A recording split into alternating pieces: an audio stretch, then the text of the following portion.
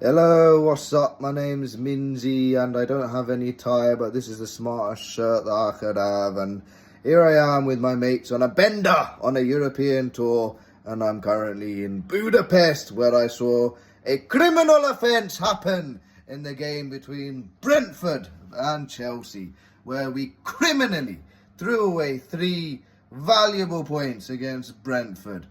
Fuck Brentford. Wallahi, fuck Brentford. Fuck these dickheads from West London. A fucking bus stop in Hownslow has officially ended any chance of a Premier League title coming back anywhere near Stamford Bridge. But was it ever coming back to Stamford Bridge? I better get my Delulu out of my head. But hey, it finished 2-2.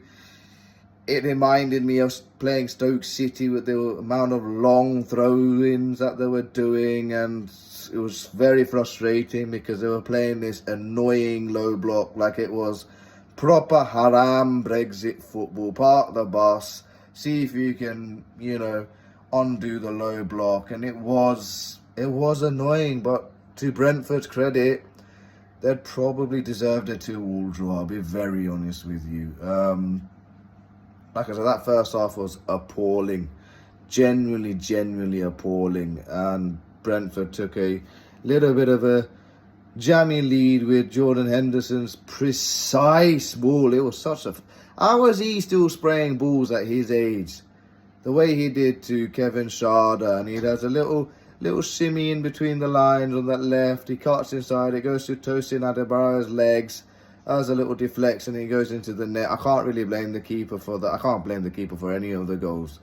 It was a deflected effort. If it wasn't deflected, I think Robert Sanchez would have made a comfortable save, but that deflection took it further away from him. 1-0. It was an appalling first half. Chelsea didn't have any answers, really, in that first half of like trying to break this solidified Brentford team down.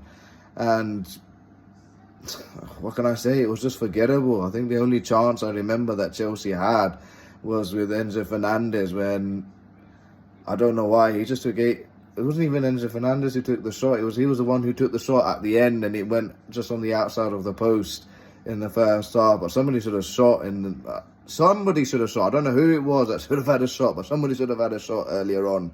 But hey, we go in 1-0 down. Second half starts, and then that's where we up the ante a tiny wee bit. We bring in Tyreek George.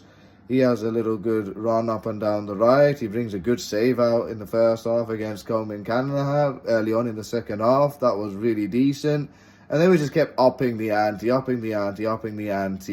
And then who but our beloved ice cold Cole Palmer. Fucking enjoyed that finish.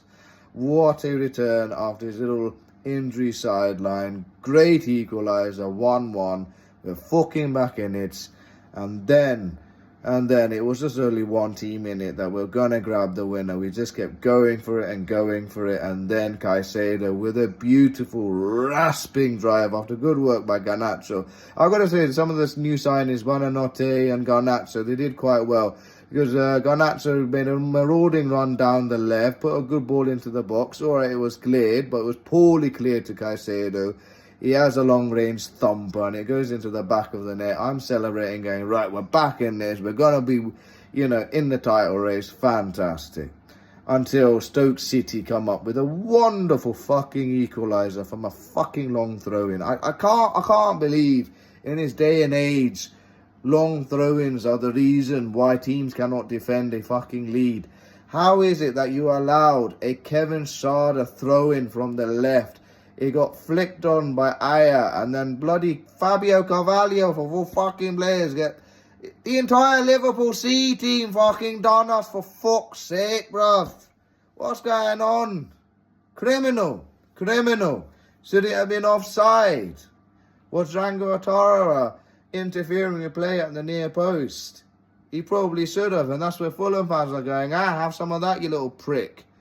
But, it's not as obvious as the Josh King incident. It really wasn't. But maybe karma's a bitch. It bit us in the fucking arsehole, and we fucking deserved it. But like I said, I'm not the one to be delulu. I'm not going to be, claiming things that aren't true. At the end of the day, I think 2-2 was probably a fair reflection on the game anyway. I think Brentford generally deserved it because they were dangerous on the counter.